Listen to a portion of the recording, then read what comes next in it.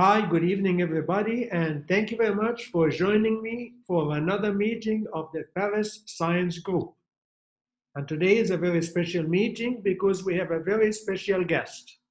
We have Dr. Albert Mokheiber. Dr. Albert Mokheiber is French. He's a clinical psychologist at the Petit Salpêtrière and a neuroscience researcher who focuses on critical reasoning and mental flexibility, including how we form our opinions and how it impacts our decision making. Albert is a teacher at Paris 8 University and he mastered 2 courses in clinical psychology and psychopathology. He is an author of a famous book called Your Brain Playing Tricks on You, or it has a French name that I don't know very well. So please join me in welcoming Albert. Well, he will talk to us about news. Do we know if it's fake news or real news? We think we do, but I'm not sure. So welcome aboard, Albert.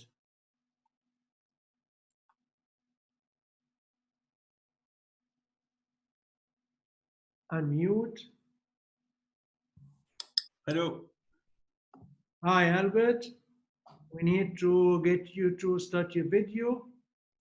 Here you go.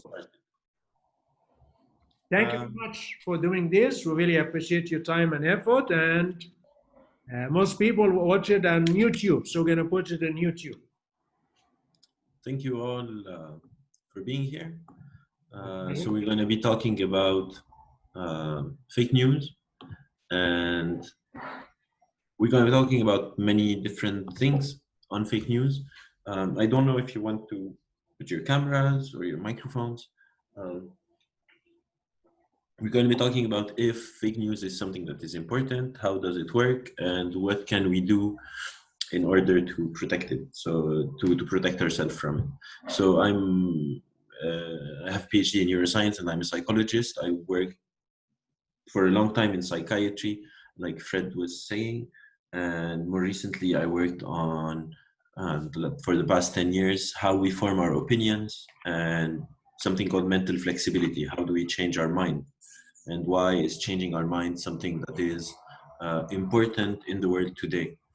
We live in a very particular era, which is an era where we are always promoting doubt towards others, like not believing the news, not believing what experts say, not believing almost anyone, having your own mind. And there's also another current of thought that is more and more dominant in the world today, which is trusting yourself, like trust your intellect, your rationality, your emotions, your intuitions, etc.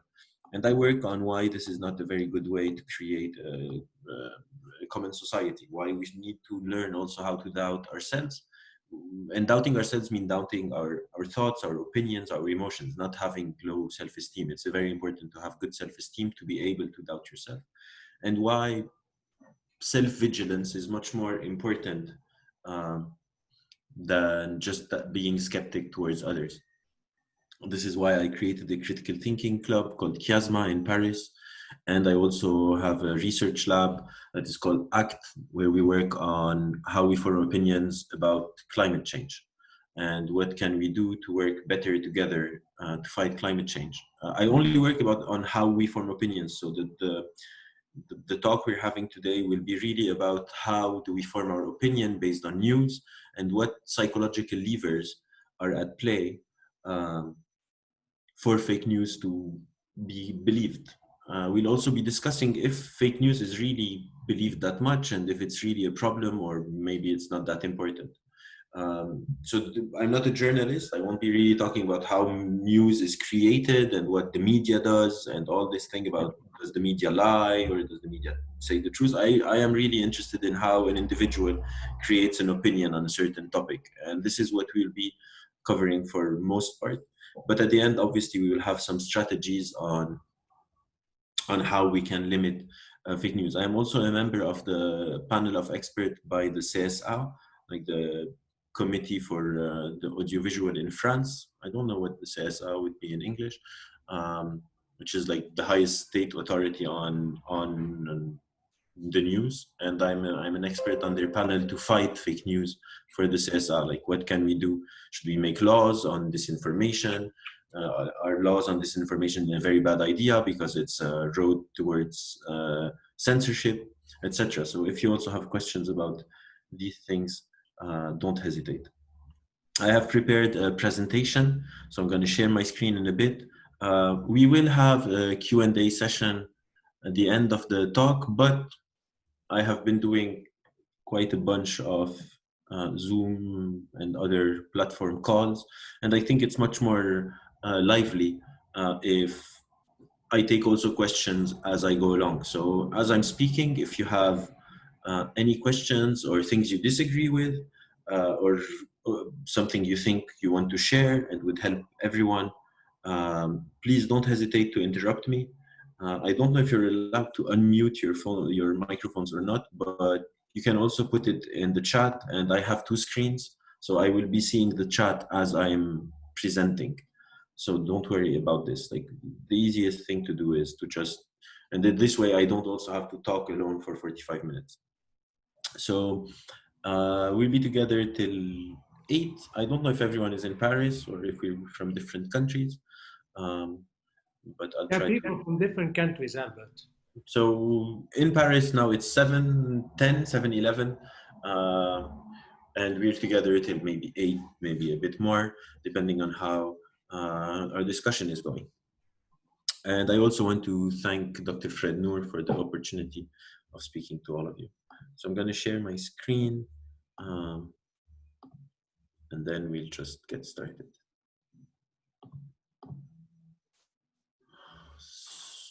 So today we'll be talking about fake news and what we call the common reality, because a huge part of the news is creating a common reality. Like, to be able for humans to function together, we need to be able to have at least some form of reality on which we agree. And the real danger of fake news is blowing up this common reality so that we can function together. Like, a democratic society, for example, we agree that there's a huge unemployment rate, and then the different parties will disagree on how to handle this unemployment rate. But we agree on something, that there's an unemployment problem. With fake news, the problem is that this agreement might explode. And then if I say we should really take care of unemployment, and you say unemployment doesn't exist, it would be very, very hard to create a society together. So we're going to be talking about these two poles of society, because we as humans are also social animals. Before I start, I want to start with like a disclaimer, which is very important to me. Believing in fake news, there's like a false belief that is quite widespread about fake news, that it would have something to do with intelligence. And it's very, very important to me to start by dispelling this notion that believing or not in fake news depends on your intelligence. It has absolutely no correlation with how smart you are, because you're as smart as your own brain, and there are fake news for all levels of brains. So it's not because someone is educated, like I am, just as much as risk probably to believe in some fake news on some topic I know nothing about, even though I have a PhD and a master's. And some person might have a very low intelligence, whatever that means. This is why I have the brackets on intelligence, and be a great critical thinker. So I just wanted to start by getting this out of the way. So before we talk about fake news, I like to start by talking a bit about the building blocks of our cognition, of how we learn things. So the first question we can ask ourselves is, why don't we all think alike? Like, we have a shared world, we have access to the same news articles, to the same TV shows, etc. Why don't we think alike more? Maybe not 100% alike, but a bit more. Why do we have such a diversity of opinions when we're sharing a common world? And there are many reasons for that. We're not going to go into all of them. There are two main reasons that everybody knows intuitively. The first one is our genetics. We are not built the same. And the second one is our environment. We don't grow up in the same place with the same cultures. We don't all speak the same languages, etc. But even if we could create a world where we all are like twins and we all share the same genes and we all share the same like environment, we still wouldn't think alike. And the reason for that is like a biological limitation of our brain. Um, for those that like a bit philosophy, um, for a long time, we created what we call dualistic philosophical models. We had the body on one side and the spirit on the other. And very quickly, we all realized the limitations of our body. Like, I can't jump from the balcony. I know I would die. I can't carry a car. I know it's not possible. But we also like created a story about our psyche that the physical rules don't apply to our psyche. Like, our mind is limitless. And one of the greatest discoveries of the 20th century in cognitive sciences um, is discovering that our resources, our mental resources, are actually much, much smaller than we think. And this is one of the main reasons of why we don't think alike. We are sharing the same reality, but we only have the capacity to view a very, very small part of it. Basically, we have a very partial perception. We don't see everything. Even if I'm sharing the same town, there are places I've never been and someone else has gone to these places, because we cannot be everywhere all the time. We can't integrate all the information. Our attention is very limited. Like, now I will talk for maybe 45 minutes. And if I tell you to repeat what I said, you won't be able to repeat what I said. You can't stock, like biologically, you can't stock all the information. And the world is very complex. So we end up always having opinions based on incomplete information. We are all the time functioning based on incomplete information. Even as scientists in research, when we try to understand something, we know that there's a part of incomplete information. We cannot biologically understand everything. So based on which part of the common reality I attend to, I will have different opinions. Like, let's say someone, a member of my family has Alzheimer's. Maybe Alzheimer's will be something very, very important to me. But if another person doesn't have anyone that has Alzheimer's in their family, they might not really care about it. And this will create the first division in how we function. There's no way that we can all biologically integrate everything. And the moment we start doing these choices, we will start to diverge, even if we have the same genes and the same environment. I will show you an experiment that illustrates what I'm trying to say. I don't know if you know this game. This game is called Where is Waldo? In French, it's called Où est Charlie? And the goal of this game is to just find a guy called Waldo in the mass. And on the cover of the book, you have his face, and you have to find him. And why this game works is because we have very limited perceptual and attentional resources. Like, you have to go and excruciatingly look at each face until you decide if this is Waldo or not. And we can spend like 5, 6, 7 minutes looking at this before someone finds Waldo. And this game would be really stupid if the stimuli were bigger. Like, for example, for a machine, there's a group of researchers that train the machine to find Waldo. So it's called There's Waldo because it's Where is Waldo. And so this is the face of Waldo, and they have to find Waldo. So they will train the machine to find him. Then they would give the machine what is basically an eye and a hand. And what the machine will do, and that is different from us because it has a bit more attentional resources, is that it can analyze all the faces together in 1 second and then go, well, I found him, he's here. And it can do this however you want. And the only difference between the machine and us is just that it has more attentional resources. Like, imagine our attention is limited and our perception is partial. Imagine instead of Waldo, I put a picture with many, many, many apples and 1 banana, and we play Where's the Banana? You're going to find it almost instantly because I just made the world a bit less complex. We currently live in an extremely complex world. Our perception is still as partial, our attention is still as limited. So we are ending up having to make decisions and form opinions based on a much more incomplete information than before. So our reality is going to split much more than before. Not thinking alike immediately raises another question, which is basically what I work on. I work mostly on this question: how do we acquire knowledge? How do I know what I know? With my patients, for example, I work on how do they acquire knowledge about themselves, for example, on self-esteem, on anxiety, on depression. With companies, I work on how do they acquire knowledge about each other, to work in a team, as a CEO or a team member, how can I function? And on a more societal level, I work on how do citizens acquire knowledge about the world we live in. And the problem is that for a long, long time, we didn't really have a mean to acquire knowledge. And we used to do it intuitively. However, our intuition is something that is very limited because it's always working on limited information. So for example, I will show you a few graphs, and these are all real numbers to show you how we can invent sense out of randomness, because our brain is kind of an organ that is trying to create sense out of randomness. So on this graph, you can see two factors. In black, you have the numbers of movies that Nicolas Cage appeared in. In red, you have the number of people who drowned by falling in a pool. The correlation between these two elements is 66%. And one could say we should just ask Nicolas Cage to do less movies so that you have less people that die drowned in a pool. We all know this is totally absurd, but they correlate. In another situation, you can have, for example, suicide by hanging, strangulation, and suffocation, and the US spending on science, space, and technology. These correlate at 99%. But we all know here that this is totally absurd. Like if we reduce the spending of the US on science, space, and technology, it would probably not impact suicides at all. On a more COVID-related thing, we discovered this correlation that COVID follows the number of McDonald's in a country. So if you want to fight COVID, instead of social distancing, you can close a few McDonald's and the rate should drop. Again, we all know that this is absurd. And these are what we call spurious correlations, like correlations that are due to chance.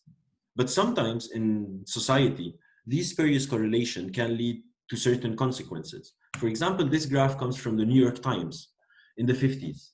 And you have on this chart polio cases and ice cream sales. And when this happened, the government decided to recall ice cream batches to know what was happening, and doctors recommended people to eat less ice cream while they figure things out. But then they discovered that there's absolutely no relationship between polio and ice cream. Can anyone guess, and you can write it in the chat, can anyone guess why do these two curves seem to really follow one another?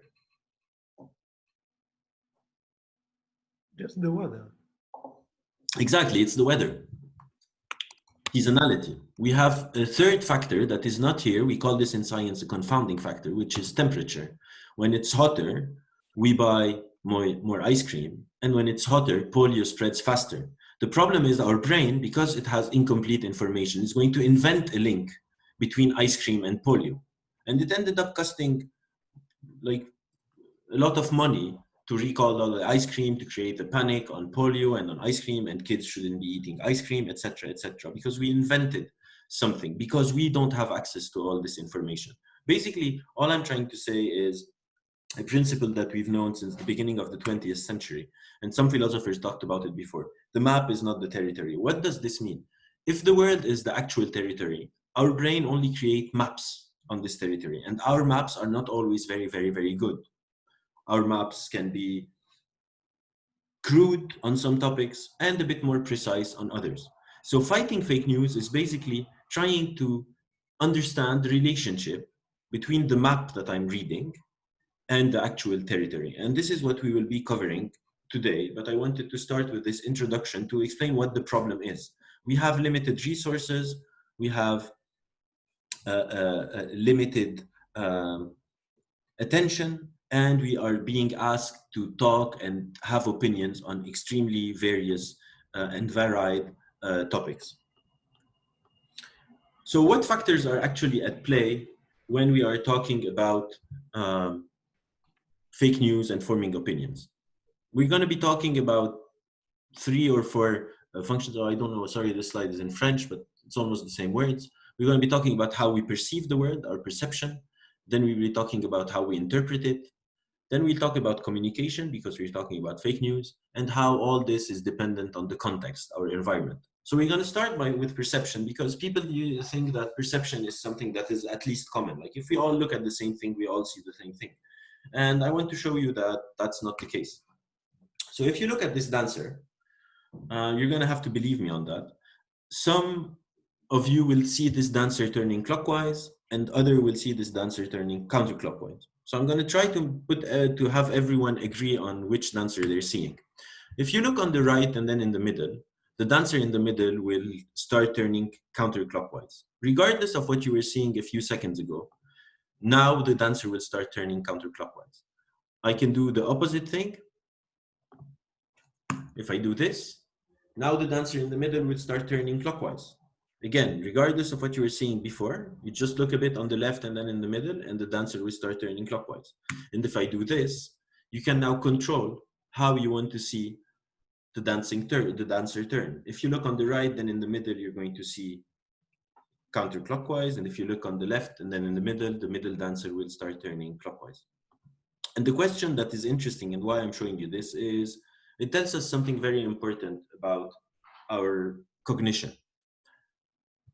Does anyone have an idea why we can see this dancer turning in two different ways? Like, why is it possible? Whereas these two dancers, you can never see them turn in two opposite ways. Does anyone have an idea about how this works?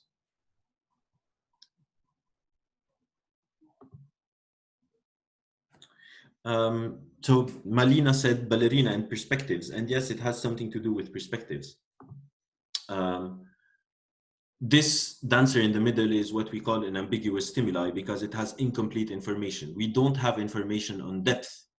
So our brain doesn't know when the leg is going in the front or in the back. The function of these lines on these two dancers is just to give depth perception. It forces a perspective. You can see the blue passing behind the red and then in front of it, and here the red passing behind the blue and in front of it.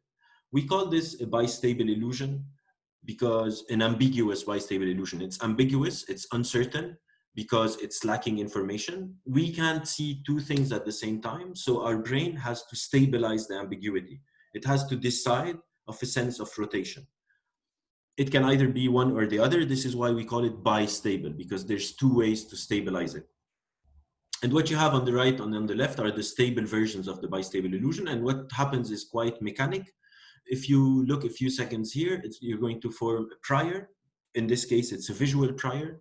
And based on the visual prior you're going to reduce the ambiguity, stabilize the uncertainty, get out of this uncertain state by just carrying over your prior. So if you look on the right and then in the middle, your prior is counterclockwise, you're going to see it counterclockwise. If you look on the left and then in the middle, your prior is clockwise and you're going to see it clockwise.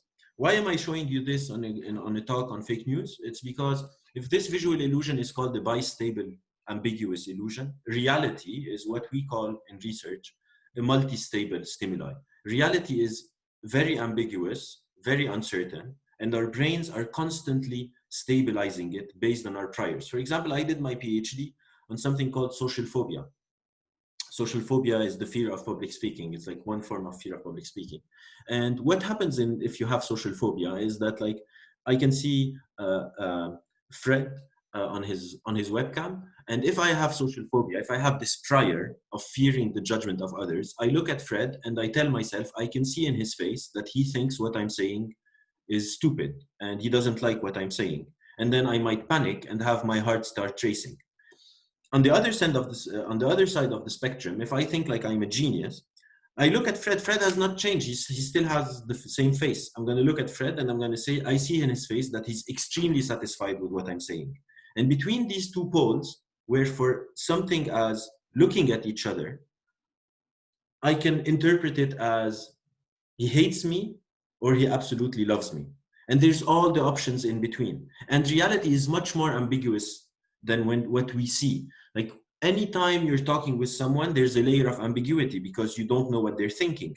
When you read a newspaper article, it's very incomplete. Like if you read a newspaper article about the Middle East, the article doesn't have all the history of the Middle East every time. So you're going to fill in these gaps based on your priors. Basically, the more our perception creates our reality. Exactly. And our perception creates our reality based on how much is reality ambiguous. Basically, it's like a proportionate thing. We don't see the world as it is, we see it as we are, especially in ambiguous situations. Basically, the more a situation is ambiguous, the more we can create our reality. This doesn't mean that reality is not important, because sometimes reality comes crashing at our perceptions and kills it. For example, if I think that you're all having a great time and you all now decide to disconnect, and Fred sends me a mail and tells me no one was happy, they all left, I can't tell myself you left because you love me. It's going to be hard to deny this reality. So there's like an inverted relationship between the more there's ambiguity, the more our perception take over the actual facts. And the less something is ambiguous, the harder it is to deny the facts. Like we all agree, for example, that water boils. No one is going to say fake news on water boiling. No one is going to say fake news on fire burns, because these things are absolutely not ambiguous. But we can say that we never went to the moon because it was in the 60s. So it's more ambiguous, and some people will be able to have their perceptions override their reality. So this is the first very important block in fake news, is that it's always about topics that are ambiguous, where they can hijack this ambiguity to push a certain narrative based on certain priors. So if I know that you're someone, for example, that doesn't really like big pharma, and I'm going to try to create some ambiguity around vaccines and push an anti-vaxxer narrative. I wouldn't be able to do this if there isn't an ambiguity around big pharma. This is why we don't have fake news being pushed on Rubik cubes. No one is going to say, Rubik cubes are, there's nothing ambiguous about it. We can all buy it and look into it and it's just plastic.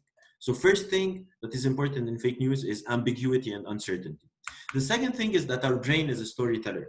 So we can create ambiguity and then give a direction to the story. For example, one of my hobbies is magic tricks. I love to do magic tricks. And a lot of the time, people think that when we do magic tricks, we're tricking the eye. But actually, when we do magic tricks, more often than not, we're tricking the brain. So I'm going to do a small magic trick with my Rubik's Cube for you. And I want you to try to guess what I'm doing. So a Rubik's Cube is one of the most complicated puzzles we know. It has like 43 quintillion permutation that are possible. So once it's mixed, it's quite complicated to put back in place. But I'm a magician, so I'm going to take the cube out from the screen and then for just a second and then bring it back, and it will be solved when I bring it back. So look at the cube, it's mixed on all sides. I go like this, and then the cube is solved. But I want you to try and guess how I did that. If you can write, and then we learn something about our brain.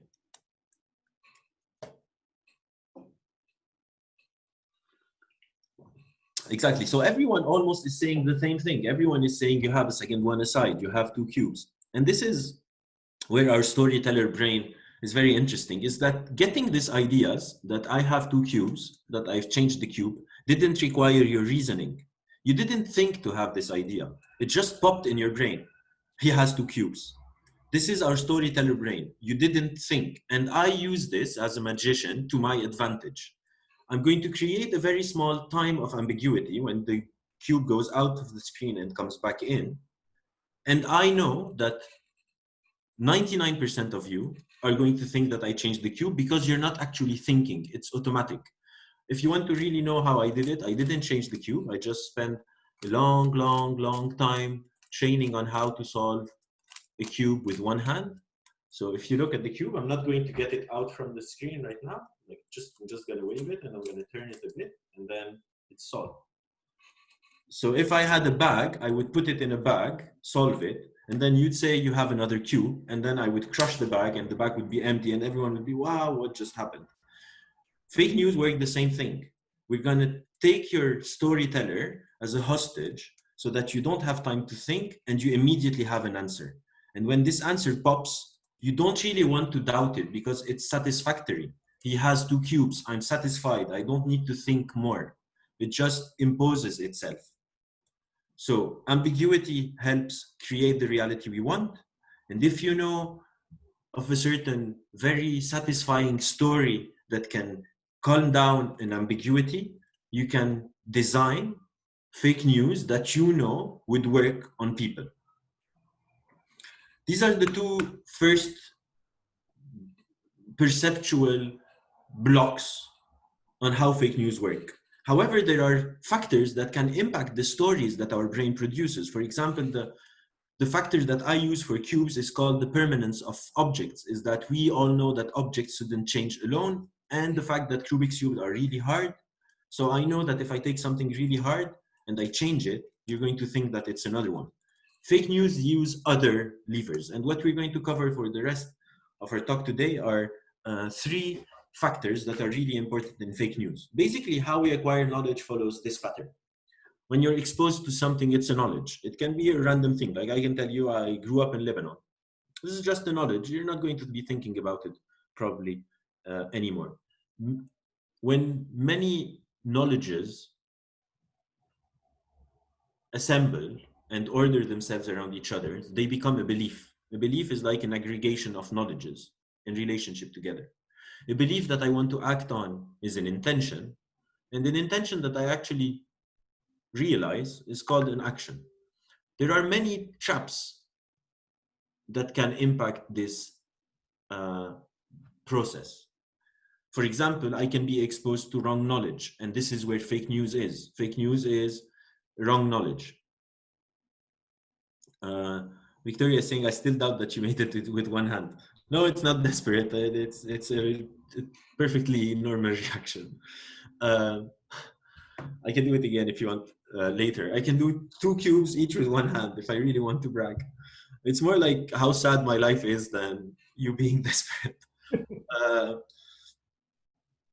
So fake news is like a false knowledge. However, based on good knowledge, you can have a fake belief. So for example, the sales we saw on polio and ice cream are actually correct knowledges, but the belief that rises from them is false. And fake news can also play on this association between knowledge and belief. People all think that fake news are only false information, but fake news are also sometimes correct information that are put together in a fake way. So I can say there are more people doing this thing, and it's true, and there are more accidents happening. This is also true. So these people are causing these accidents, and this is false. This is where the fake news is. So it can be in the belief. And for those who are interested, sometimes a belief never becomes an intention. For example, I know that smoking is bad for me, but I smoke. Not me, I'm a non-smoker, but people that smoke know that smoking is bad for them, but they smoke anyway. So a belief is not impacting an intention, and the intention can never become an action. There's something we call the intention-action gap. And there are many factors that make this gap bigger or smaller. One form of intention-action gap is what we call procrastination, for example. So what we're interested for fake news is when we're exposed to false knowledge, or when knowledge is real knowledge is just ordered in a way that is fake. The first factor that can allow good knowledge to create a fake belief is what we call motivated reasoning. And motivated reasoning is probably the most important factor in fake news. What does motivated reasoning mean? It's like we have 2 ways of thinking. I can either think as a detective, and the detective follows evidence to get to a conclusion, or I can think like a lawyer. A lawyer has his client, he wants to defend him, and he's going to reorder the evidence in order to get to the conclusion he has already decided he wanted to get to. Motivated reasoning is when you're thinking more like a lawyer than like a detective. For example, this is a task of motivated perception. If you look at this image and you look at it long enough, things will start to appear, even if there's nothing really there. Some people see trees here, others see a face here, 2 eyes and a mouth, like the Fido Dido guy, for those who know Fido Dido. And this is what we call motivated perception. This is what allows us to see shapes in clouds or in coffee, etc., etc. The actual image is this. It's a snake. And if I do that, slowly I can start having you see the snake in the black and white dots. I reduced your motivated perception. Motivated reasoning is the same, but for our reasoning. You have like a jumbled up thing and you see whatever you want to see in it. This comic, I find it really good to illustrate what I mean. Like someone says, I've heard the rhetoric from both sides, time to do my own research on real truth. I Google it, a hotly debated topic, and the first link that agrees with what I already believe, I'm like, jackpot, I was right, all these other people were wrong. I'm going to organize reality in order to prove that I'm correct. And this is obviously the most obvious in politics. So one of the most important researchers that have been done on motivated reasoning is this one by the team of Weston. So the experimental design is quite simple. They recruited Democrats and Republicans, so people that have a very political stance, so that have a motivated reasoning to convince themselves that their party is the best party. And they showed them three sets of clips. So it was during the 2004 presidential elections. You had two candidates, George Bush, Republican, John Kerry, Democrat, and they showed these people three sets of conditions. First, a video of George Bush saying something and then Bush contradicting himself. Then John Kerry saying something and then Kerry contradicting himself. And then random people like singers, actors, whatever, saying something and then contradicting themselves. And then they asked them, how bad is it? Like, how important is it that people don't contradict themselves? And what they've shown is like really a hallmark of motivated reasoning is that for Democrats, when Bush contradicted himself, it was really a really bad thing. Like they're like all the way here. This is unacceptable. This guy can't be president. He lies. He's unreliable, etc. And when Republicans saw the contradiction of Bush, so their own candidate, they're like, it's fine. Like we all change our minds. He's just changing his mind. Don't make a fuss out of it. When we do the same thing with John Kerry, it's the opposite that happens. Democrats, Kerry is the Democratic candidate, are like, it's fine. Like he's showing mental flexibility. He's changing his mind. It's a good thing. This is who we want as president. And for Republicans, it's like, this is the end of the world as we know it. He should absolutely not be president. And what's interesting is when you go for the neutral condition, Democrats and Republicans are indistinguishable. They become almost the same. What we're seeing here is motivated reasoning. There's a motivation for Democrats to reorganize reality, to tell themselves that Bush is really bad and Kerry not that bad, and the opposite for Republicans. And why I'm picking this paper in particular, because this was the first study in magnetic imaging that showed that when you have motivated reasoning, you use different neural correlates than when you're thinking in a non-motivated way. Motivated reasoning was not associated with neural activity in regions previously linked to cold reasoning. They suggest that motivated reasoning is qualitatively distinct from reasoning when people do not have a strong emotional stake in the conclusion reached. We use different areas of our brain, not just the intensity changes, the whole neural pathway changes when we have a strong attachment to a certain conclusion, when we want to be right. And fake news function in a way where you're going to agree with whatever goes in what you have already decided you agree with. So I already have something that I know I agree with, and I'm going to go and hunt for whatever news say what I already believe in, regardless of if this news is fake or not. Because by definition, when you're reading the news, you don't know which one is fake or not. But one lever that's going to be used is to write articles that can go in the way of people so that they can have a motivated reasoning toward it. This is the first really important block in fake news, motivated reasoning. The second is something we call illusion of knowledge, or the Dunning-Kruger effect. Yes, absolutely. I will recommend books to study and read further for sure. The second, so first one, motivated reasoning. The second one is illusion of knowledge. We call this the Dunning-Kruger effect. And our knowledge follows a very weird pattern, is that with very few knowledge, like when we don't know almost anything on a topic, we have a huge confidence boost. We think that we understand it perfectly. Like sometimes I'm giving conferences, and at Q&A, someone asks me something about the brain and quantum mechanics. And I'm like, whoa, like neuroscience is already super hard and quantum mechanics is also super hard. Like, how did you get this idea? And he's like, I saw it on YouTube. I can absolutely share the slides after the event if you want, Adriana. The less you know, the more confident you are.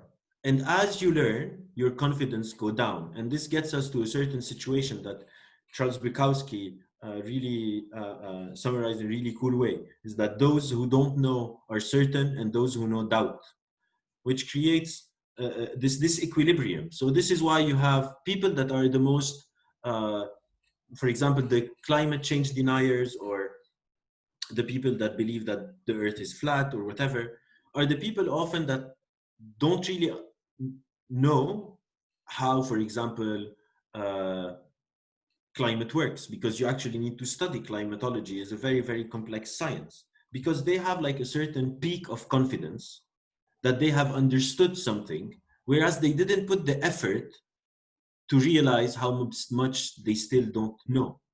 And this is why I started by saying the problem with fake news has nothing to do with intelligence, because the biggest danger to fake news isn't ignorance. If you have someone that doesn't know, you can teach them.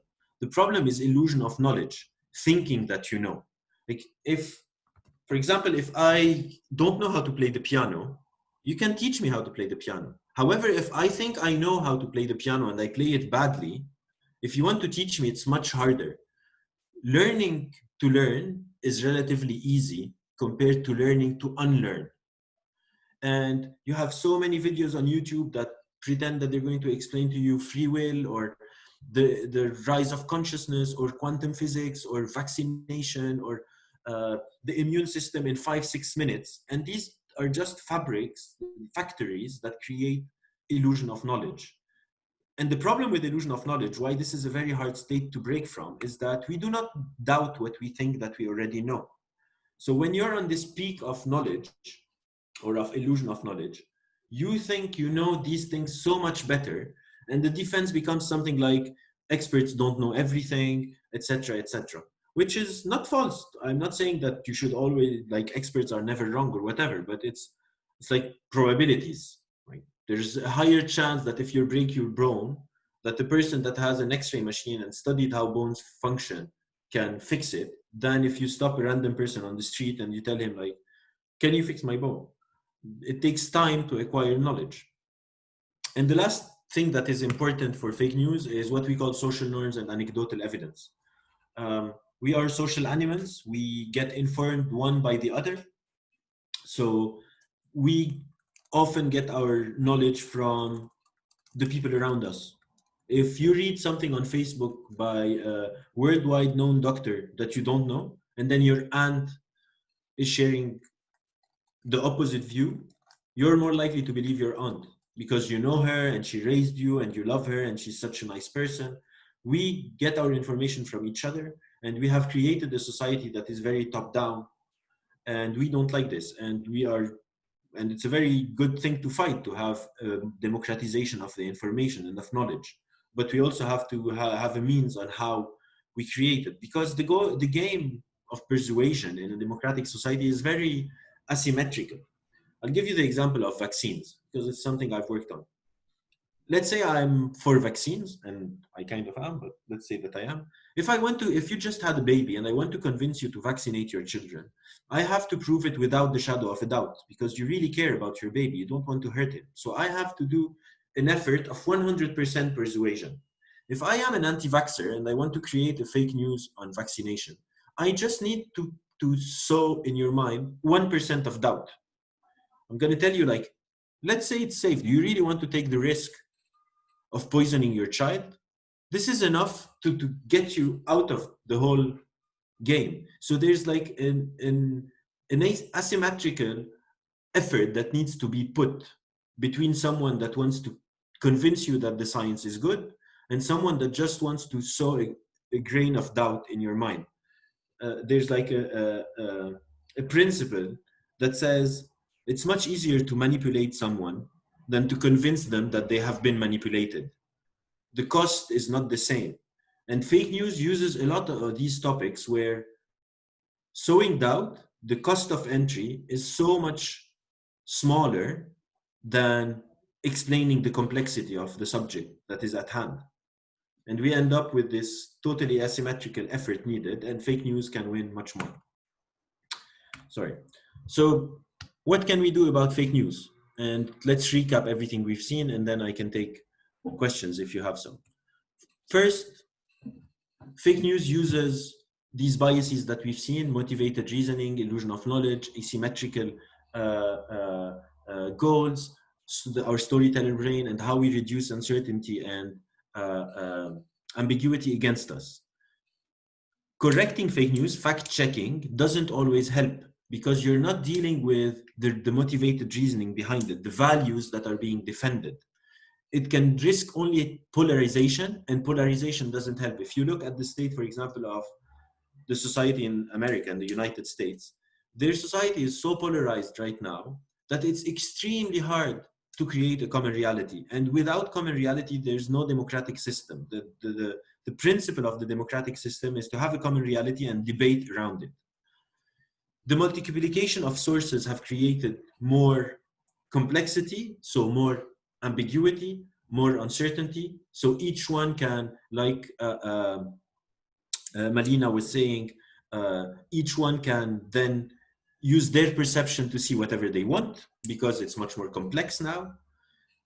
Fake news are targeted. Not all fake news will work on everyone. You have businesses of fake news. Not all fake news are political to rig elections. A huge part of fake news are just the market to get money for clicks. You have, for example, fake news that are exclusively on uh, uh, health tips, like put some garlic in your ear, it will help you with your leg, etc., because it brings a lot of traffic, and traffic means money. There's a huge part of fake news that is purely economical. You can also use fake news in an offensive way. Offensive versus defensive, not offensive and offending, like in an attacking way. Donald Trump uses it a lot. Anything that he doesn't agree with, he just calls it fake news. And then it's so much easier than to actually have to prove your point. You just say you're fake news and bye. You're like cancelled. Fake news often need only to sow doubt and not convince. I talked about this asymmetry. And again, they have an inherent social component. What is interesting is, does it really matter? Because a lot of fake news, you'll be surprised, are not believed by everyone.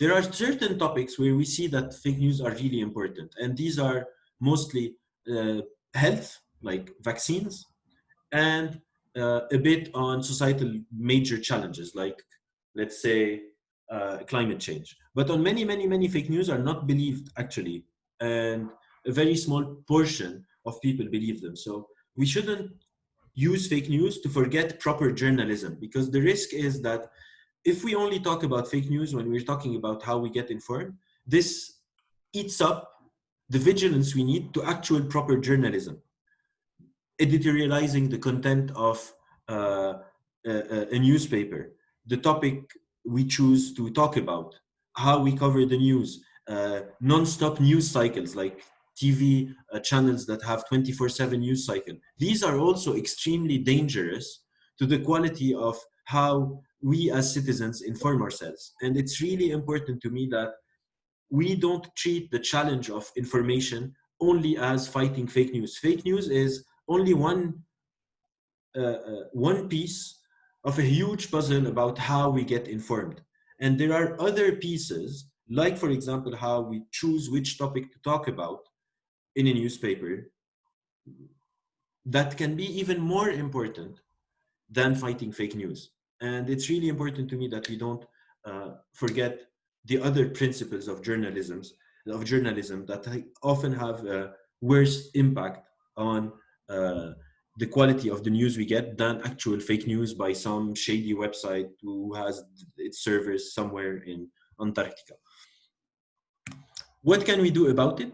And this will be the last part of what we're going to see. I did a list about things we can do to fight fake news. First, be attached to why you have a certain opinion rather than the opinion itself. Have a small gap in your reasoning. For example, if someone tells you vaccine cause autism, ask yourself, why? How? Can someone explain to me the mechanical process about how it goes about, and what is autism?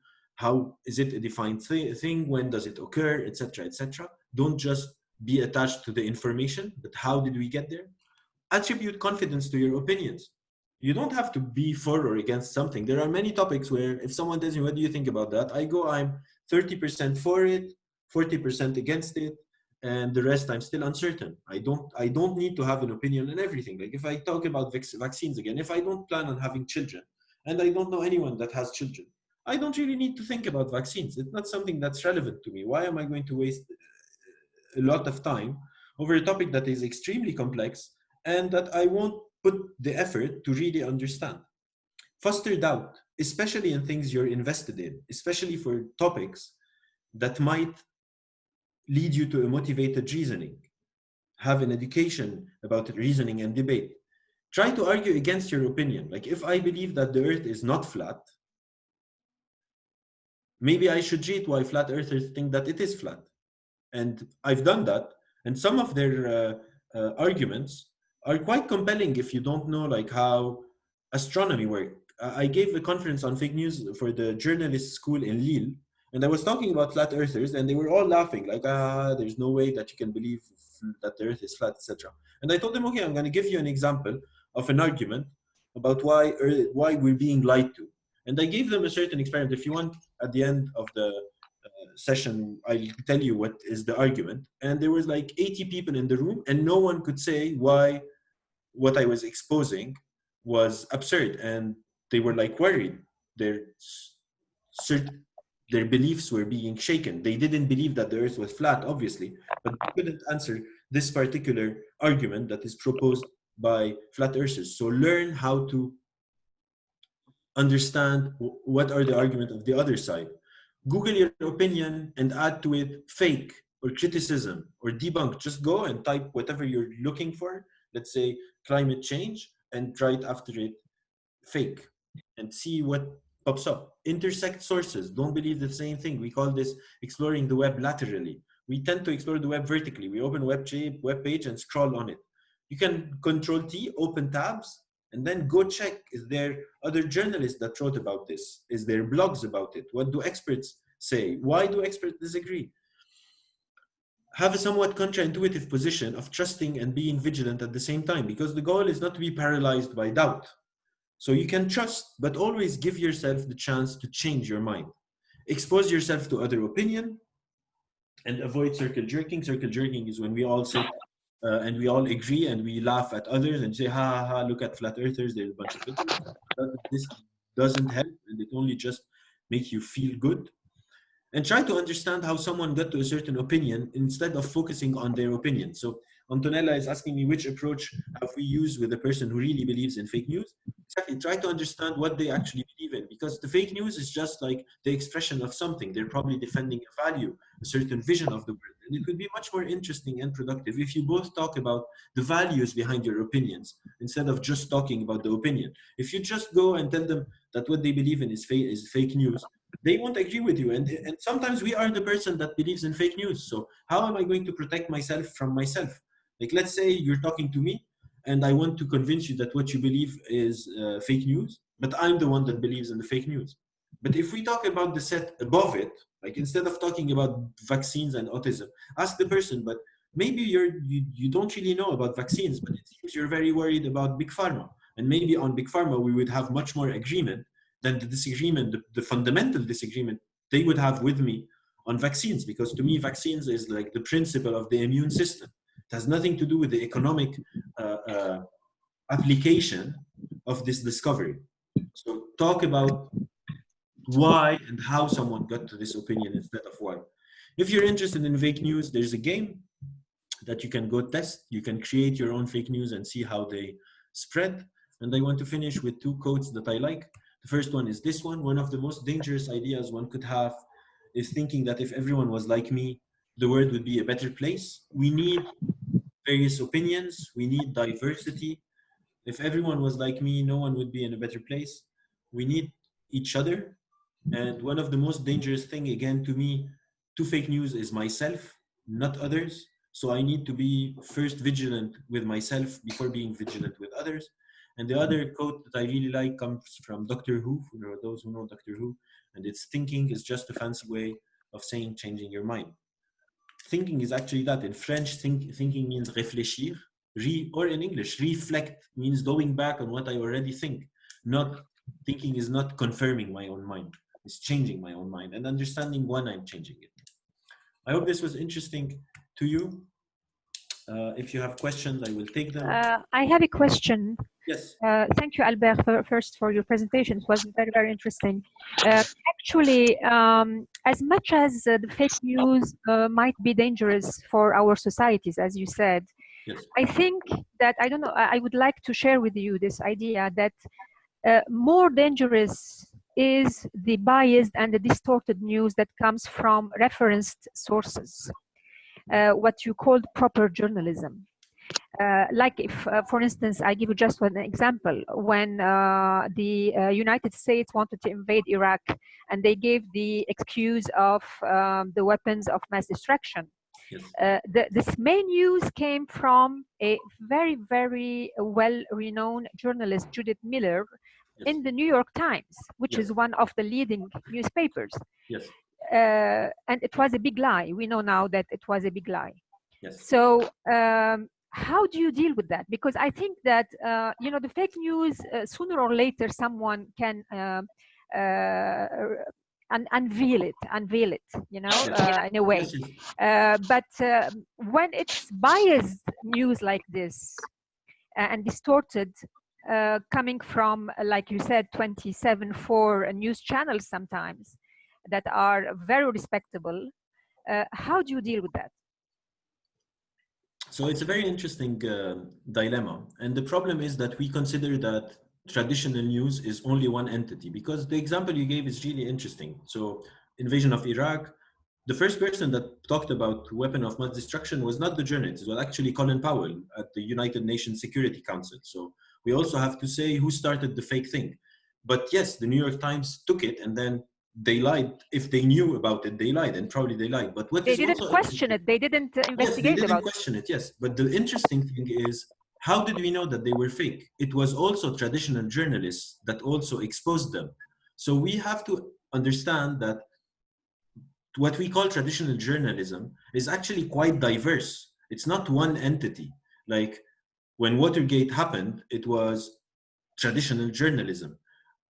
So we can't take, like when you talk about the New York Times, the New York Times is not just one entity. It has different journalists that have different biases. And I shouldn't believe one of them all the time. But it becomes probabilities. What are the chances? Like if we take the history of classical journalism and we look at the ratio of how much they faked, how much they said something true, and how much they debunked, how much they did the investigative journalism necessary that takes time and money and effort to unveil scandals. And then we compare this to, like, let's say citizen journalism or random blogs on the internet or the producers of fake news. We're not at all at the same ratios. The ratio remain much, much better that I learned something from the New York Times, even though the New York Times can sometimes lie to me, than reading it off of, I don't know, Sputnik, which lies much more. It's complicated, and this is why I put this slide that we shouldn't only focus on fake news, but we should also focus on the editorialization of content and not having a homogeneous journalistic landscape. We need this diversity, but it's very important. It's the same thing with experts and scientists. Sometimes people tell me, we don't look science, sometimes science lie. Of course, there are scientists that are assholes. Like there are scientists that are not honest, but it's a ratio. Like, for example, on the hydroxychloroquine thing, the Lancet put out a paper and it turned out to be totally bullshit. But who discovered that the paper was bullshit? It was other researchers that have PhDs in the topic that went and debunked the paper. It wasn't a homeopath that came and said the Lancet study was not good. So we need like safeguards with people that know the topic, that act like balances to each other. Of course, there is articles in scientific literature that are fake, but the ratio is not the same. And in the scientific literature, we have a retraction, whereas, for example, in what is called alternative medicine, I have never seen an article of alternative medicine being retracted. The same way the New York Times lied and then had to retract, I have never seen a website of fake news retracting, saying the fake news we published was fake news. They just keep on piling up on it. And this is why we need the diversity in each other. And this is why it's not only about fake news. And I totally agree with you that these principles of journalism, having, like not having all conglomerates or people that control 80 journals and 30 journals and 40 journals. This is, for example, something we should really be vigilant about. I don't know the names in the United States, but for example, in France, having someone like Bolloré control like 15 news outlets is obviously something that is not good and we should fight it. But this doesn't mean that fighting it means going and getting our news from people we don't know anything about. So it's finding this equilibrium and understanding that what we call traditional news is actually a very complex, often at war, group of people. If I go to TF1, the people in TF1 don't agree with each other. There are individuals that just did studies of journalism. And of course, media sometimes lie. It's how much do they lie? What do they do when they get caught? And who catches them? And we don't talk a lot about this. We only talk about the lies, but we don't talk about who catches them and what do they do when they get caught. The problem with fake news is that even when they get caught, they just refuse. They will say, this is the traditional media lying. But when the Times got caught, they put out a paper saying, we fucked up. So the damage was already done, and I can say, I don't care. And maybe the journalist should have been fired.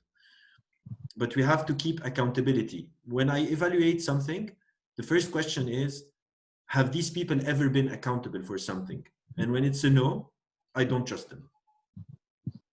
Okay, I would like to make a few comments. Number one, is fake news is not new. Fake news is as old as humanity. For example, everybody running for politics, we call them a candidate. Do you know what the word candidate came from? It came from the Latin word candida, which means white. Because when the Roman Empire had the so-called the Republic, and people had to run for office, they had to put white powder on their face, the so-called talc powder, because people believed this is wholly honest, and we could select them. So they called them the candida, the white person. So deceiving this sort of the public, presenting things in a different way to get you to make the conclusion that they're holy is very old. Another product of trying to fight fake news is the court system throughout the world, throughout history. Why does the judge, in every case, it doesn't matter which country it came from, will have two sides? Each side will prevent the side of the story. Because for every story, there are two sides. If the judge in any country, in any period of time, listen to one side, the fake news side, he'll make one conclusion. If you listen to the other side, you'll make another conclusion. And the proper way is to listen to the two sides to help sort of clarify that. Another thing I discovered, Albert, over the years, at least from the United States, is that the media is not in the business of telling us the truth. I had once a patient that as I sat down to talk to her, she was very big in one of the very big TV stations. It was like number 3. This is the top woman in charge of 5 or 6 states, which I thought was sort of very interesting to meet and ask some questions. First thing, she was writing some notes before I came, and as I talked to her and I looked, and I found memos from, to, subject, and theme. I said, what's the difference between subject and theme? I asked her that. She said, subject is we're going to do an article presentation about Senator Smith. Theme, we have to decide, Senator Smith is wonderful or Senator Smith is an evil person. So the media automatically is not interested in the truth, but interested in presenting a certain image that they decide. First example I came across that was when I arrived to US. I went to the chairman's office, and the reception said he's not there to talk to these people. They're about 50 minutes. I thought they were 50 minutes. It's investigative journalism. And I talked to them, and what they said, do you want to be in national television? I said, yes, why? I said, do you believe that this chemical supposed to be applied to horses can cure arthritis? She said, do you want my opinion about that? She said, no. If you have that opinion, we can have you on television. If you don't have it, thank you, goodbye. So they already made the conclusion and looking for people to appear and do that. This so-called selection bias. You select the people that help fulfill a certain ideas. You want to make Macron the greatest president? I can find 10 people that say he's the most wonderful person. Show them on television, people will conclude, wow, he's so popular in France. I want to think bad, evil, unpopular. I can select 10 people that hate him, show them in a row, and as a result, produce a perception bias. Based on that, you make a conclusion that are not true. Another thing is the media is not in the business of really telling you the truth. They're in the business of making money. I asked the same woman, why the media always in favor of lawyers when they do the coverage as opposed to physicians? And the answer, Albert, was very simple, because they are our customers. Lawyers spend millions of dollars advertising in our TV channels. Doctors never ever spend a penny. So as a businesswoman or as a business entity, we have to take care of our customers. We have to promote their image so they like us, advertise more. And we have to keep that. I believe one of the difference between USA and France and most of Europe is in USA, they came up with the so-called Fox News. Fox News was by an Australian guy that came to present the other side of everyday media. For example, there was a picture shown of Obama sitting with a committee to combat Ebola virus. And here there, and people, some blacks, some are white, some Hispanics, and so on. And then another picture of Trump sitting with a group of people to fight the COVID-19 virus, and everybody in Trump's group was all white. And the idea was, you see, Trump is racist. But you go to Fox News, Albert, and they tell you, okay, let's decide about that and dig deeper. Let's look who Obama has. This woman, her name is so-and-so, she is black, yes, but she's a lawyer. Whether she knew about fighting viral infection, she doesn't. She was selected based on her race. Then Obama is racist. The second one is Hispanic, but he has a degree in economics. What is he about? Nothing. And let's look at Trump and so on, these people that were already selected by somebody else, the head of different department.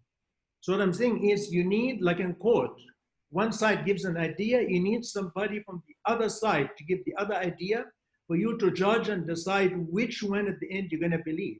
You just have one side, then you are brainwashed by that side, which also I believe is done by all nations. Every country you go to, you find consciously or unconsciously, intentionally brainwashing its people in a certain way.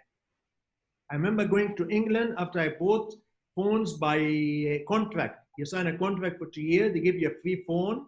Did that for like 10 years for my daughters. I go to London and then have any news. They just started that in England. Say, wow, innovative British marketing. What a genius people to think of this great idea to make the British feel good. But it's fake news, but it's done all the time. We don't realize it, but it's done everywhere, every country throughout history. It's not unique to the Soviet Union or to the Hitler or what, every country all the time does it, and it will continue. Our hope is to find another side, to listen to the other side of the story and then decide. Thanks. Yeah, can I ask a question, please? Yes, of course. I just want to comment what Fred said, and then so fake news are absolutely not new. I found fake news on the time of Cleopatra. The difference is the scale. The scale is much bigger now, and of course, like each media has their ideology. It's something that is very clear. If you want to, like, if you read Marianne, you're going to have something on the left, and if you read Minute, you're going to have something on the right. But however, we shouldn't fall in the trap of relativism. That like the real thing is always in the middle between all these poles, because some things are more wrong than others. So, for example, I can't go listen to scientists saying vaccines work, and people say that vaccines don't work, and then take the middle road and say vaccine works sometimes. Like, relativism is also a very dangerous thing, because this serves also some people that want to manipulate and tell people, you listen to this side, you listen to this side, and then in the middle. Sometimes one side is correct and the other one is wrong. The difficulty is to know which one is which. And this is why we need diversification of resources and of sources, because if I listen to media A that I know is right-wing, media B I know is left-wing, media C is center, etc., etc., I should be able to also align this with my values. And this is where the individual is important. I have a set of values, and I want to create the world that would represent these values. Like, I think that racism is bad. I don't care what Fox News is saying. I'm not going to go listen to Fox News and then listen, I don't know, to some other news. This says racism is bad. This says racism is good. And I take the middle ground that racism is sometimes bad, sometimes good. I know my values. I am anti-racist. So what a racist hypothesis is 100% rejected because of my value. And then we create a debate, and then we decide what society we have to bring. But of course, there are, like, journalists are human. They have their ideology and they want to try and push it. But not everything is the same. It's just this relativism can also be a tricky situation. Yes, Ali? Yeah, so if fake news has been there all the time, and I agree it has been there all the time, and if we have this sort of very complexity exploitation of these news now because of social media, because we have much more channels of information, then why are we bothering about it so much? Or are we wanting to have more accountability? Or are we finding a lot of more news? For example, if anyone remembers, like 20 years ago, you used to have certain channels of information, and then you get 5 or 6 of them, and you know that some of them or all of them are lying, and then you would figure out what's happening out of the 4 and the 5 that you're monitoring. But now you have 200, 300, and therefore there is much more noise perhaps coming out. My question to you, Albert, is in terms of theory, because you're the guy who's done the research and who works on it. Is there any theory that actually explains this or gives a projection of what we can do or we should do, or maybe we shouldn't do altogether?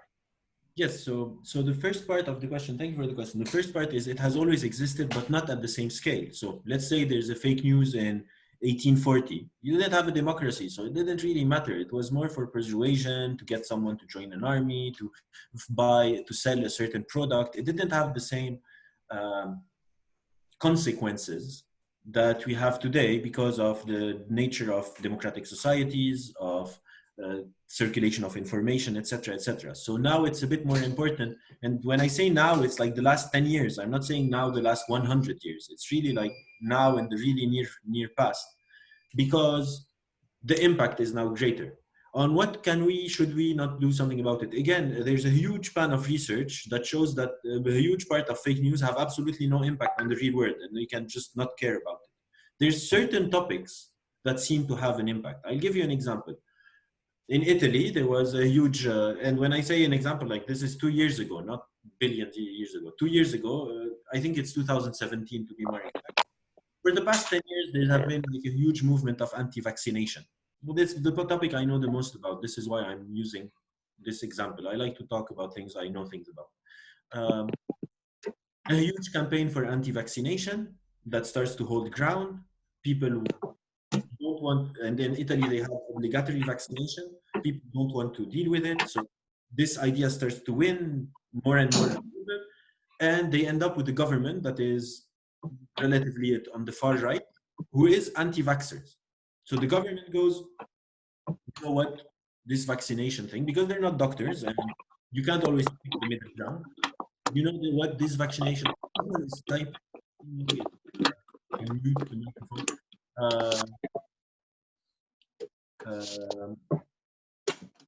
I'm checking just the date of when it happened. Albert, let me just comment yes. about consequences. Yes, I'm talking about the consequences. More serious now than before. Think we're in France, Marie Antoinette. Did she actually say if they could not eat bread, they eat gâteau? Or that was fake news to justify at the end killing the queen and the king? Yes, but I think the king and the queen were going to be killed. But the king and the queen were going to be killed anyway because they had a famine. It's the famine that killed them, not the phrase, not the sentence. Like the sentence of Marie Antoinette was discovered way after she was dead. They didn't have like CNN to say Marie Antoinette said this. It happened afterwards. Didn't everybody in France hear the news that Marie Antoinette said that? Yes. Fake news doesn't have to come from news media. Fake news. No, there was no news media. This is what I'm saying. It was more, we call it in French, ragot. It was more hearsay. So you'd have hearsay, one of the other. So it communicates much less. Umberto Eco used to say, if you have someone in the village that had some weird belief, it would stay at the bar of the village. Now that person can go on Facebook and have a huge audience, like the ease of circulation. So to go back to the Italy example, the government comes and says, okay, vaccines are now not obligatory, like they're optional. 6 months later, they had one of the biggest outbreaks of measles in the past 100 years in Europe.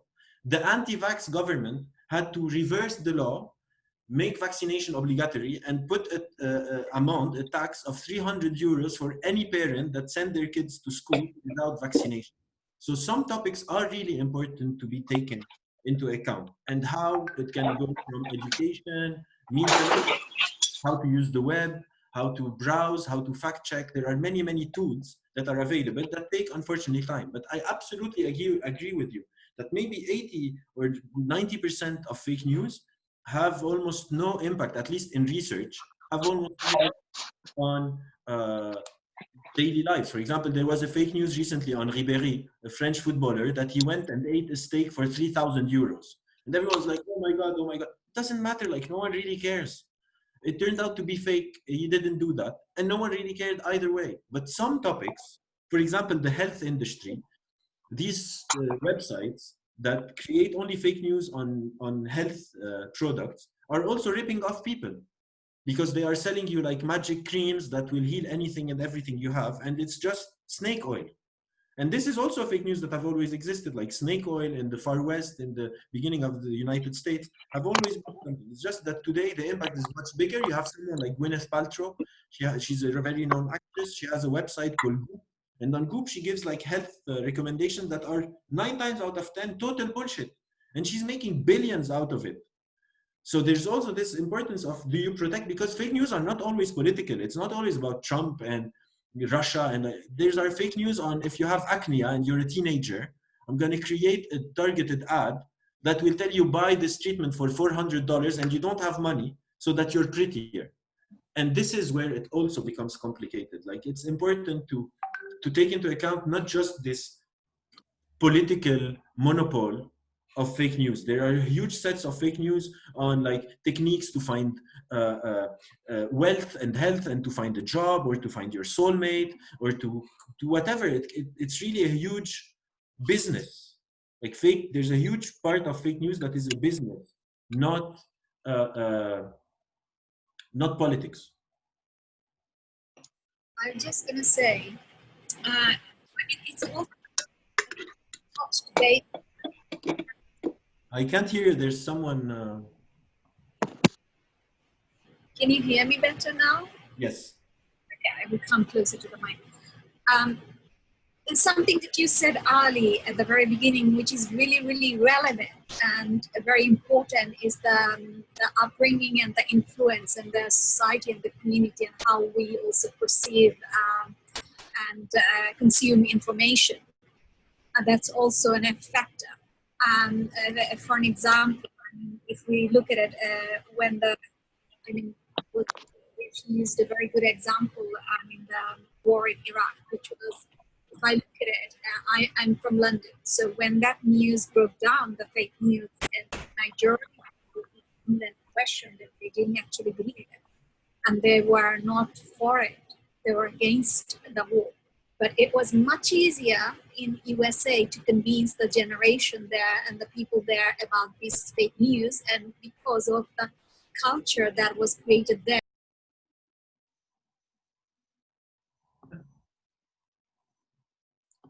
You got muted for some reason. I don't know what happened. I don't know what's happening here. Yeah, you're back. Okay. I mean, this fake news that was created in America, that was much easier to spread and to convince public there, because of their lifestyle and culture was very different than one here. I mean, either way, journalism is not free today, because it is filtered. Even the most honest journalism is filtered. You have like at least 30-70% of filtered, and there is this political agenda. There is this pressure on them from the journalism organization that monitors them. They can lose their job if there's a complaint against them.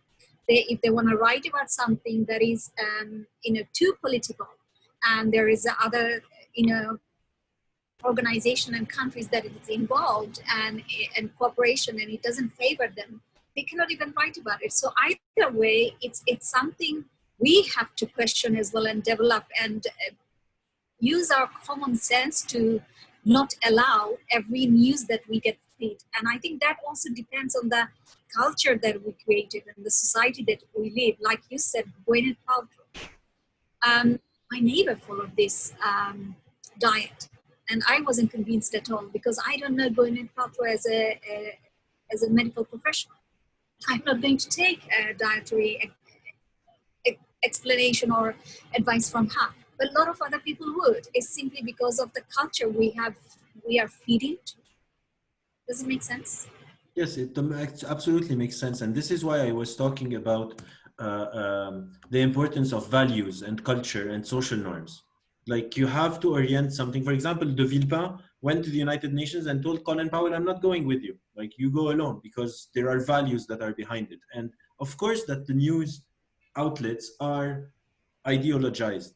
The goal is for it to be transparent and to not associate all journalists as if they are one entity. Journalism is complex and knowing things is hard. Like if I want to go know what Macron is doing in the Elysee, it's not obvious. Like it's a lot of work. We don't always realize that journalism is also hard. Like if you want to expose some secret state thing, you have to go look at records and find them and double check them and triple check them, because if you put it out and then you didn't do due diligence and it turns out to be fake, it blows in your face, etc., etc.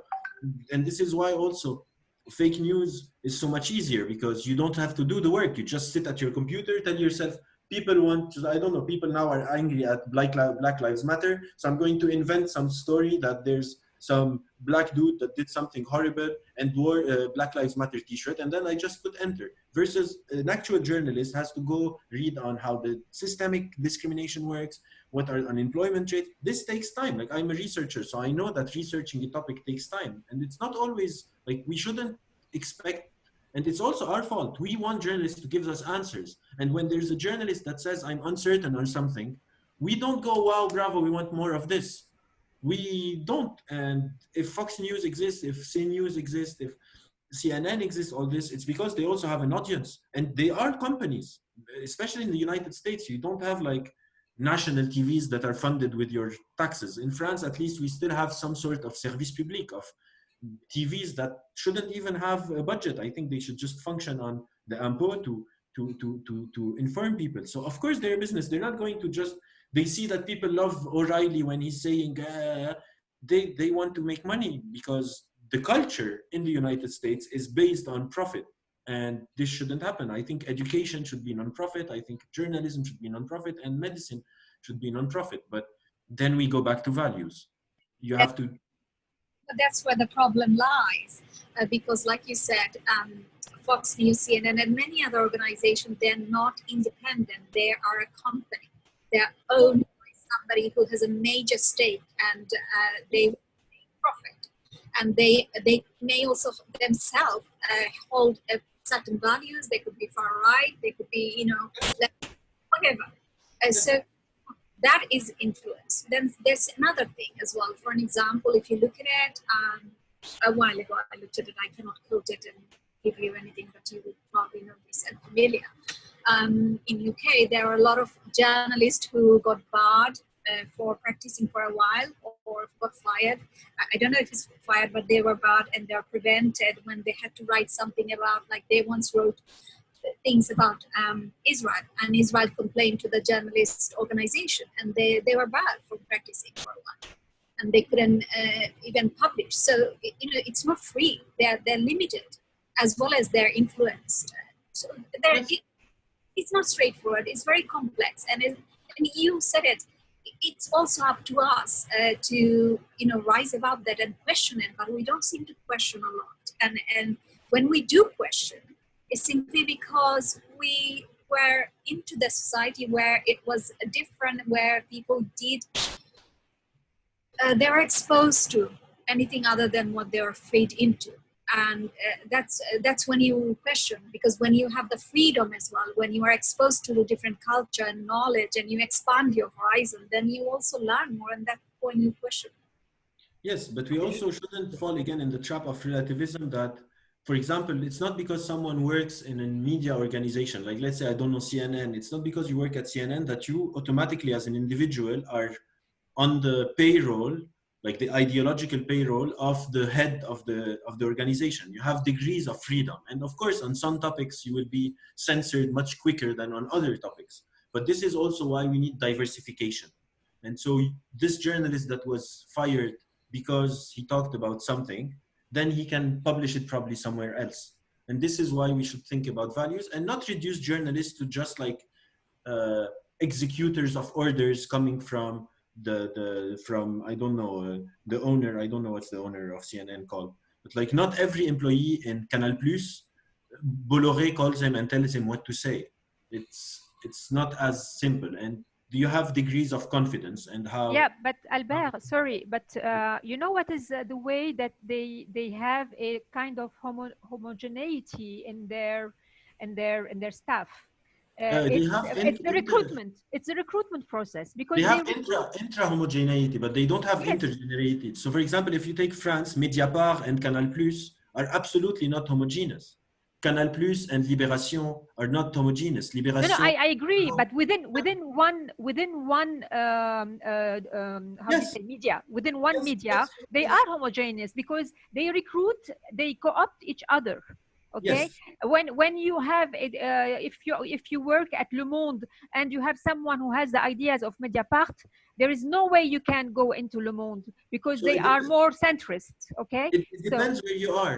For example, Canal Plus had Les Guignols for a long time, and Les Guignols were really on the left, and Canal Plus wasn't. And when the ownership of Canal Plus left and Bolloré bought it, all Les Guignols just quit because the spread was too big for them. But for a long time, Canal Plus had people on the right and on the left, for example. Le Monde was much less centrist than today before. Figaro was less to the right than today. Yeah, but today it has changed. Like Le Monde, for instance, I don't know what you think about the Decodex. The Decodex is something that is, I feel, it's extremely dangerous for the journalism because today the Decodex is being the arbitrator of all journalists and journalism. And this is not acceptable, you know. The Decodex is the authority for people that read Le Monde. But for example, you can go to Libération and they have their fact news. That is a team of like the Decodex, but for Libération. And then but Albert, here in Montreal, I'm talking from Montreal, okay? And I work in the media. This is why I'm because I work on with the CSA on these topics. Like I'm on the panel of the CSA. No. I just want to bring another point about the Decodex. Today here we are doing also media education, okay, in the schools. Yes. And you know what is the reference for a good source and not a good source of news? Decodex. It's a Decodex. Yeah, but this is the problem. The course should be changed. You should never have one. You should never have one source to tell you what is real ever. Exactly. Even if it's my father, like it doesn't matter. But if the Decodex says something, and Fact News is saying, Libération is saying the same thing, and Marianne is saying the same thing, and Figaro is saying the same thing, this is 90% chance this thing is actually happening, because it would take collaboration that is totally counter-natural for it to function that way. But of course, if, for example, Decodex is saying something and everybody else is disagreeing with the Decodex, probably the Decodex is wrong. And like Jérôme is saying, the founder of Mediapart, Edouard Plenel, used to work at Le Monde. That's right. And it just changes because he wasn't happy anymore ideologically and they moved. It's just complex, and we need to keep all this in mind and never, ever, ever, ever, ever trust one source. Ever. Even a scientific article needs to be peer reviewed, and then the community goes and reviews it again, because we are humans. It's not because I'm a journalist I become superhuman, or because I'm a scientist I become superhuman, or I'm an architect or I'm a lawyer. We all have our biases and our ideologies, and we're not going to hide them. We shouldn't. I don't think that neutrality is something that is good. We should just be upfront about which subjective point of view we have and what values we're defending. The values are almost always what is more important. Albert, you made a good point before that association is not a relationship. It's something else. A relation is not causality. The majority does not have to be correct. Even if everybody agrees on something, it does not have to be the correct things. Yes, absolutely. It's not that culture. You live in a certain culture, they brainwash you in a certain way, and you start to believe a certain thing. That's why people in America think differently from people in Europe. The effect of the culture, you brainwash differently. Because I'm an American, I live in France, I see things differently. I see that the French are somehow all brainwashed to think in a certain way, an American think in a different way. And maybe I'm going to give sort of a presentation about how things are presented differently because they are perceived differently based on the political belief that are prevalent. Yes, but again, it's probabilities. Like I will take a very simple example. There's someone that fell from the plane without a parachute and survived. Does that mean that we should jump from planes without parachutes? Because most of the people that survive have a parachute. So if everyone agrees on something, of course they could be wrong, but the chances of them being wrong is smaller than when it's only 1% of the people saying it. It's just probabilities. There is nothing guaranteed. Correlation is not causality. But if things are correlated, they have a higher chance. So I know that there are people that smoked and didn't have cancer, but the majority of people that smoke are having negative health effects. So I can say it's sensible with my limited attention and my partial perception that when it's the majority, it has like extraordinary claim require extraordinary proof. If I want to say that 99% of the people are wrong and the 1% is right, I need an extraordinary proof to say why I have something that no one has access to. So I agree that it's not guaranteed. Nothing is guaranteed. There is no guarantee way for critical thinking, but we can work with probabilities. If 99% of, or even if 75% of people are saying that this fidget cube is fun, chances are I will find it fun. And if 99% of people are saying this thing is boring, this is why we have reviews. If 99% of people on Google Maps say that this restaurant is bad, and one guy says, I love it, it's my best restaurant, I'm not sure I'm going to go there. And if there's another restaurant where it has 500 five-star reviews on Google Maps, and one guy say this is disgusting, I'll probably go to this restaurant. It's chances. Is there a chance that everyone was lying and I find the restaurant horrible? Absolutely. But if I had the choice, I would rather go with what others are saying. So it's a bit, it's a mitigation process. It's not a sure decision-making process. Also, it's the image we create, like you said it. I mean, you sometimes, for an example, magazines and media portray someone, the sexiest man in the world, sexiest man in the world. And you look at that person, you think, I'm not seeing it. But it doesn't matter because that image and the persona that's created, and now it's in your head. It's you are influenced to think that way. But it's equally, Albert, maybe also that the people question less when information comes from authority.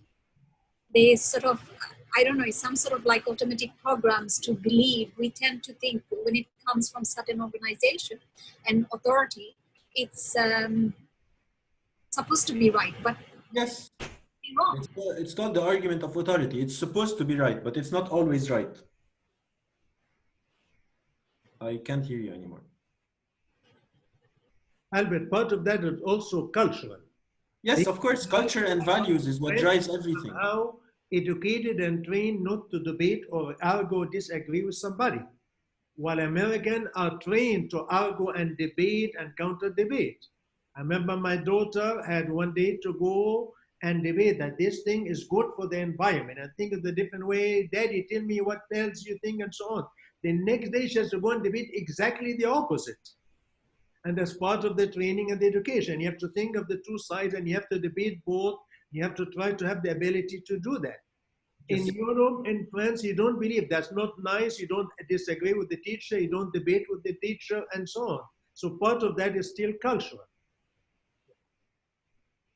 Yes. I don't think you can talk about these topics without taking into account the values of the person you're talking with, and all these topics. I have a last question, if you Yes. don't mind, Albert. Yes. How do you deal with, I mean, where do you put the cursor on between the critical thinking that we should have, all of us, okay? And especially when we are educating our children and, even the media education, etc. The critical thinking and having that space that you talked about where we should learn to unlearn. It's very difficult to, do both. When you have, you need some knowledge to have this critical thinking, and you need, at the same time, to do the space within you where you can receive new information. So I think that this is a plan that should take that will take a while, and I am, at least me, I'm working on trying to have epistemology courses in school. Like, we didn't need critical thinking as much as we do today, even 20 years ago. Like in 1995, you go to a doctor, he tells you take this, doctor has this medicine, and you just take it. And I'm not saying it was better, because it's always better when people are informed. But I think this happened so fast. It's like we just got cars, all of us, and we haven't written the laws, and we don't have like circulation lights, etc., etc. It's just happened super fast, and we haven't had time to react to it yet. But I think we need to go back to education and teach this, and on the as we wait for this, to just focus on the topics of fake news. Sorry, I'm just answering for the book because I feel like Ali might leave. Oh, he left. No, he didn't leave. I think on the other side, we should just focus on the topics of fake news that we actually know have a consequence on society. Because again, not all fake news are the same. Some fake news are businesses. You need to stop them from making people pay money for things that don't work. Other fake news can cause health pandemics like anti-vaccination, so we should fight that. And there are many fake news we just shouldn't care about, and let each. But again, fake news are not believed by such a huge subset of people. When we look at the data, and the last book that is more academic, called Not Born Yesterday by Hugo Mercier, which is a cognitive scientist from France, he shows that we're not as gullible as we think we are. Like, people actually have a good critical thinking software in our mind, and we should just know how to engage this. And it's more about who do we trust than the facts. So we should also work on trusting each other and not breaking this common reality socle. And the last book I can recommend is mine, but it's in French. So if you don't read French, disregard it. It's called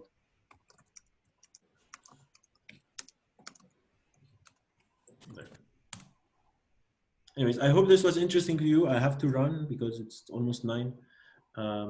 Thank you very much for attending.